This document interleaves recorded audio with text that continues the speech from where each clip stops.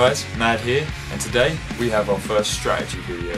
We're going to be looking at a game called Zombination. From the zombies point of view, we're going to look at farming and raiding.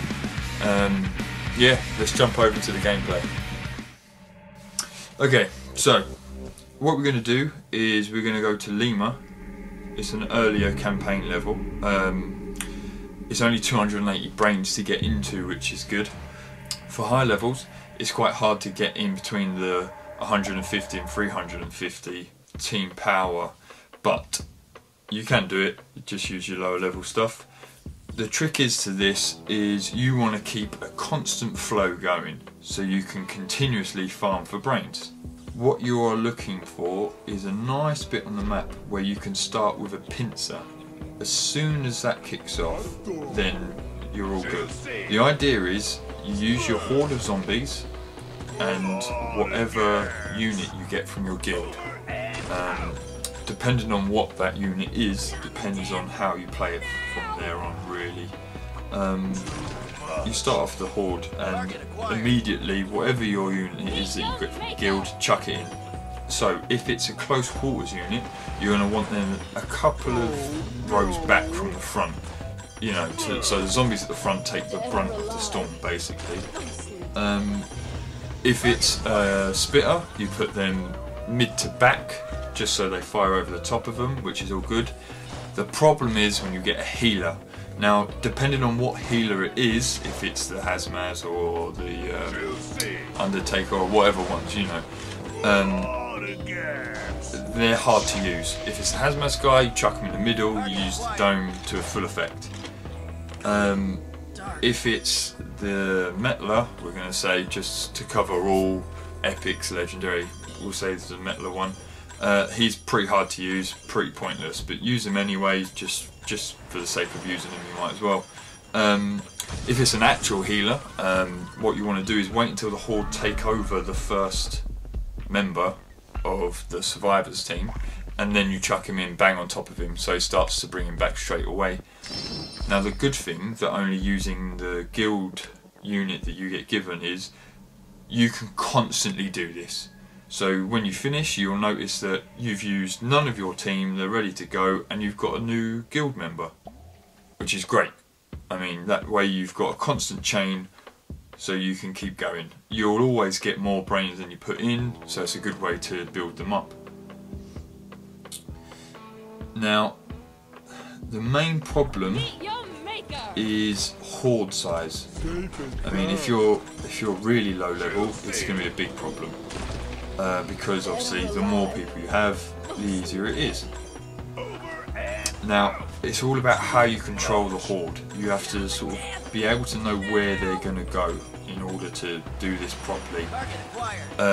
They ignore snipers, we know that, so as soon as you get the flare gun, fire that off.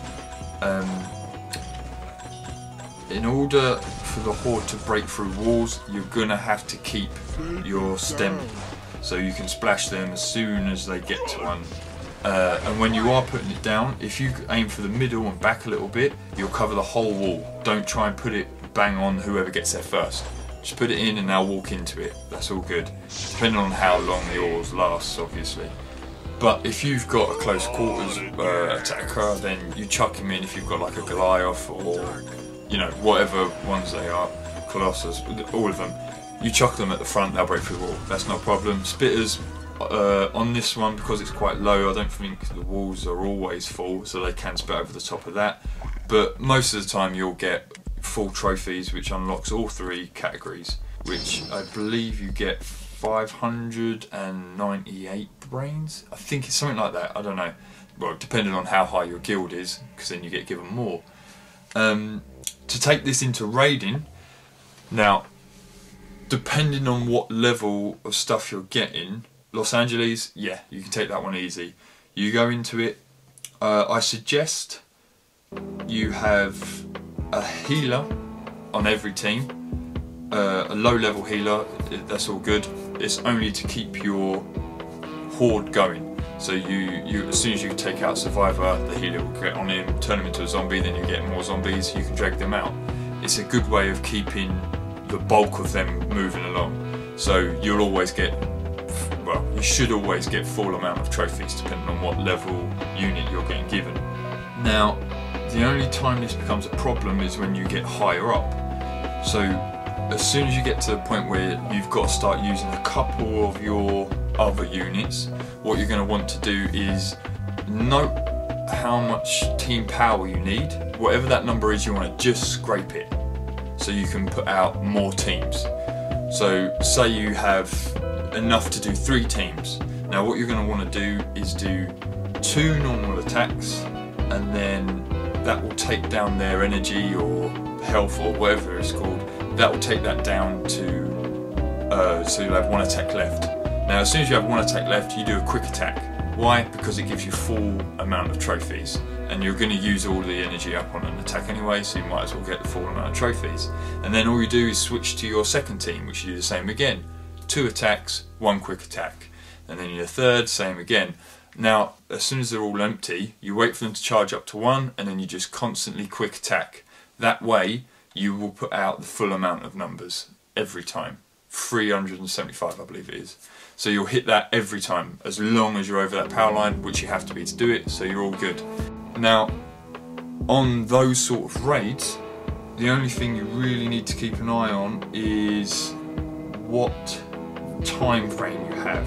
Now, if you've only got 1 team and you'll find it really hard to hit them, blah blah blah, and all that sort of stuff, it doesn't matter, because even if you get a few attacks from the first one, depending on what level of health or energy you've got, depends on if you do a quick attack or not.